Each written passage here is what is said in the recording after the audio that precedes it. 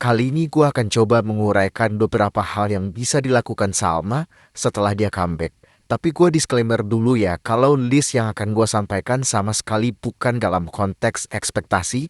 Simpelnya ini hanyalah daftar isi doa gue buat Salma. Jadi sekali lagi ini bukan bagian dari ekspektasi. Gue nggak mau ngatur-ngatur Salma harus ini harus itu. Dan gue udah di tahap cukup menikmati apa yang Salma bakal suguhkan. Oke, list yang pertama. Tampil untuk pertama kalinya bersama Ran. Gue yakin ini kalau terjadi bakal pecah sih. Dan yang bikin penasaran, gimana stage act-nya Salma kalau tampil langsung bareng Ran gitu loh. Apakah bakal ada koreografi? Dan itu hal yang paling menarik untuk ditunggu. Kalau soal nyanyinya mah, nggak usah penasaran lagi, udah pasti keren dan udah pasti klop. Terus yang kedua adalah, ya udah pasti tampil di Pesta Pora di bulan September nanti. Tapi yang gue doakan adalah after eventnya, follow up-nya gitu loh. Karena gue yakin dengan tampil di situ, di Pesta Pora, Salma akan berkenalan, bertemu dengan lebih banyak musisi, dan bisa jadi ada sebuah project, kolaborasi dan sebagainya yang bakal lahir dari pertemuan-pertemuan itu.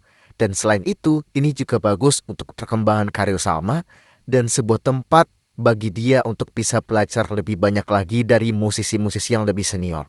Terus yang ketiga adalah Salma tampil lagi di podcast. Dan gue setuju dengan sebagian Salmain yang pengen Salma datang ke podcastnya Raditya Dika. Abis itu kayaknya yang pecah tuh Salma ya. Episode bareng Salma. Kayaknya deh. Kayaknya Salma tuh cukup membekas sama gue karena sampai di 10 juta viewers. Kenapa gue setuju? Karena keduanya ini punya titik temu khususnya soal musik, yaitu jazz. Kita tahu Radit itu lumayan suka dengan swing jazz, bossa nova, dan Salma juga sangat bisa nyanyi di genre itu. Jadi selain akan kocak, akan ada pembahasan musik tipis-tipis lah. Ya semoga ya, karena Salma itu bukan kadang sih. Dia lebih sering gak bisa ditebak gitu loh. Tiba-tiba ya bisa aja tayang podcastnya. Atau malah dia podcast di tempat lain gitu loh. Terus yang keempat adalah tampil perdana di Jazz Coast to Campus. Walaupun untuk tahun ini line up-nya udah keluar dan gak ada nama Salma, tadinya gue mikir pertemuan Salma yang kemarin sama Lomba Sihir itu buat persiapan untuk event ini. Ternyata bukan gitu. Ternyata yang tampil cuma Lomba Sihir doang.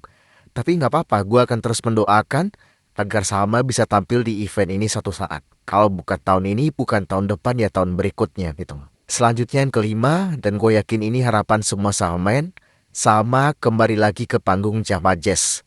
Dan tentunya harapan kita di Java Jazz 2026 di bulan Mei atau bulan Juni ya. Karena itu buat gue adalah tempatnya Salma banget lah. Gue pengen lagu Jenuh Tapi Putuh dimainin di panggung Java Jazz. Gue penasaran kalau lagu Berharap Pada Timur dibikin aransemen jazz, atau mungkin lagu Memori yang dibikin swing, dan itu bisa aja gitu.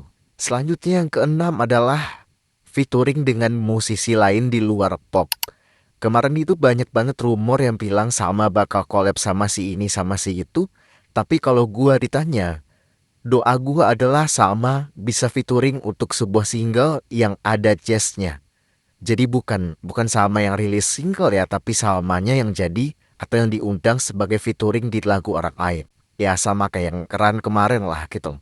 Karena gue terus terang pengen di 3 atau 4 tahun ini Salma masih stay fokus di pop groove, tapi sesekali dia bisa kolaborasi atau featuring dengan musisi lain dengan project musik yang ada jazznya gitu. Terus yang ketujuh adalah bikin single yang khusus diciptakan untuk soundtrack film.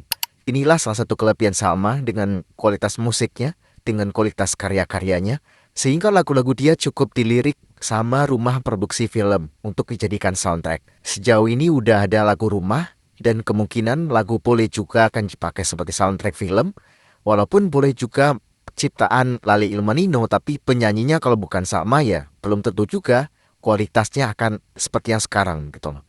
Jadi gue sih sangat mendoakan Salma dapat kesempatan itu nulis lagu, ataupun kalau bukan dia nulis lagu, kalaupun yang nulis orang lain, tapi Salma bisa punya single yang khusus dibikin untuk sebuah soundtrack film gitu. Selanjutnya yang ke-8, nah ini cuman sekedar doa gue aja ya, buat lebih ke Salmanya aja sih. Bukan soal karir musik, tapi gue pengen dia sehat-sehat, dan dia punya waktu untuk hadir di Hammer Sonic 2026. Jelas bukan buat main di situ, tapi untuk nonton salah satu idolanya dia, yaitu My Chemical Romance. Jadi dia itu nggak melulu lelah menghibur orang-orang, tapi dirinya sendiri juga perlu datang ke konser, menikmati hidup sebagai penonton, dan menyaksikan perform band atau musisi favoritnya dia. Jadi itulah list doa gua untuk Salma. Dan ya kita lihat aja nanti mana yang tercapai, mana yang terjadi, atau mana yang enggak gitu loh. Karena ya ini cuma doa aja gitu. Dan mungkin segitu dulu video gua, dan seperti biasa buat teman-teman yang berkenan untuk mendukung atau mengapresiasi konten-konten gua, bisa dengan mengirimkan donasi melalui link yang ada di profil, karena itu akan sangat membantu gua sebagai konten kreator. Doakan Salma cepat kembali, cepat comeback, dan kita ketemu lagi di video berikutnya.